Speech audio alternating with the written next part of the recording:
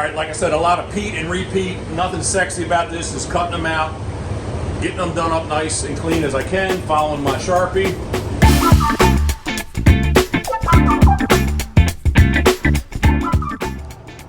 Are we rolling? Yes. Love, thank you for running the camera. I am super, now, this is far from done. Don't show it too much because it's kind of embarrassing. Well, that's not really embarrassing, is it? No, we're still, huh? We're getting it done, we're working. Yeah, it's work in progress. But I actually got to fire the bandsaw today, actually cut stuff.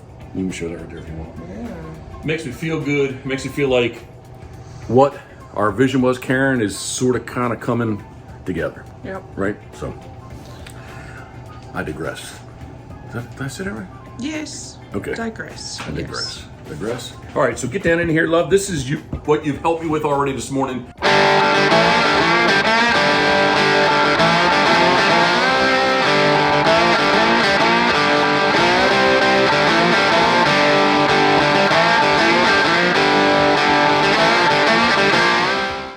We've laid these out. There's nothing super exciting about this. It's a lot of peat and repeat, very repetitive, but I am gonna get this cut out and just show you how to cut out cork. It's very simple and easy. At least it is to me. I don't know, maybe somebody first starting out, but the key here, again, was to try to maximize our material. And I get dinged on it. Dinged? Yeah, questioned. I get negativeness. Is that a word? Can be. Okay, I get negativeness on how, after I cut that out, how I cut the side profile. So Because of safety? yeah, Or? yeah. Yes. Yep, because I'm gonna hold the body sideways and go through the bandsaw, which, you know, maybe is not the way the bandsaw is designed to be used. But that's the way I was taught. And who was that? Who taught you? George Williams. Okay. Yep, George Williams helped me with that. He still has today his little old, I don't mean any disrespect when I say it's old and little, but the old little Craftsman bandsaw. That is, man, I think, I don't know what kind of clearance he's got on. To this day, I still don't know really how he, I mean, I've seen him cut brand out on it, but like, I don't know how he cuts a brand out on it, going back through. But that's a subject for, not that George is a different subject. Well, George is a subject, because we need to get up there. Yes, we do. We want to, Want to go do a podcast or an interview with him? oh my goodness, we got it. Is that, oh, it's a butterfly. I thought it was a hummingbird in here again. Yes, I do want to do that. If I say I want to document him. George is getting older. There's no guarantee I'm going to be here next week.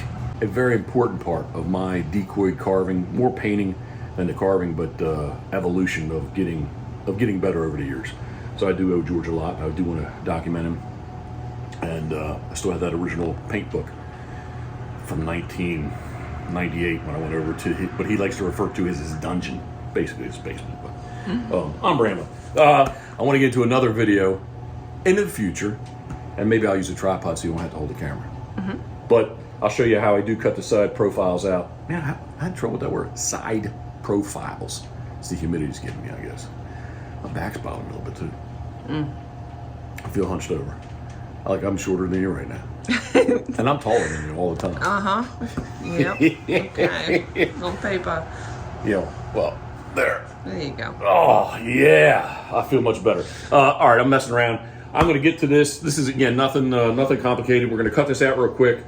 And then I cut them into chunks. And again, what I tried to say was I'm going to start on this side because when you throw here, this is good. This will be good. And again, I have much more space in here now, but you want to think about being able to work through your sheet of cork and get them cut out. So that was one of my main thought processes is when I laid these things out. I've done it many times, so I know, but again, and even in the beginning, to angle these things in, just so you can run it through your bandsaw. So I'm going to kind of cut them up. This will get one off, probably get two, maybe two here, one or two, and then I'll just go back through and cut them out and get them like that over there. So we appreciate you following along. Thank you very much. If you have not, please subscribe. If you like the style of video, thumbs up. If you don't like my style of carving, thumbs down. It's not a problem. The video's not over, but I'm just putting that out in the middle somewhere. Good love. All right. I know you got Karen stuff to go do, so you go do Karen stuff. I'm going to do Jeff stuff here. We'll get the tripod fired up, and more to come. More decoys to come. Yeah, 100%.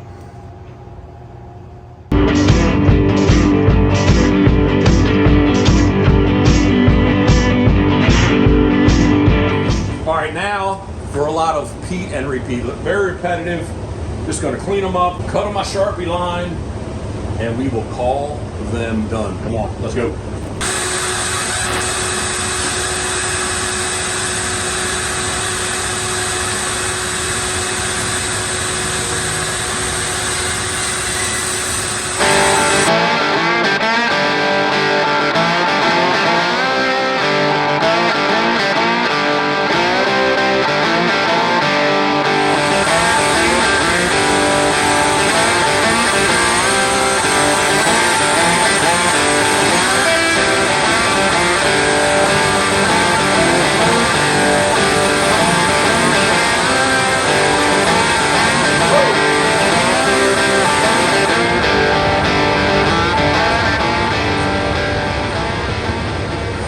Like I said, a lot of peat and repeat. Nothing sexy about this. Just cutting them out, getting them done up nice and clean as I can, following my Sharpie. And we're gonna put some bottom boards on them next. I'll show you how to do that in a future video. We'll cut the bottom boards out. I just put 2 screws on them. We'll mark the side profile out how I want to do it. Make each one a little bit different. Tweak them, get them how you want them. Yeah, tweak them and get them looking sexy. If you like my style of video, give us a thumbs up. If you don't, give us a thumbs down. No problems at all on that. And if I can be of help, please leave a comment down below and I will do my best to answer you. So, a humid Saturday. Next up is the T&E on the new cedar pattern for the heads. So, I don't know what Karen was talking about. T&D, I don't even know what she's talking about. But anyway, T&E, testing and evaluation versus research and development. R&D. T&E, R&D. I do appreciate you following. I am rambling. Thank you very much. I got to stay busy. As always, thinking of you, we are.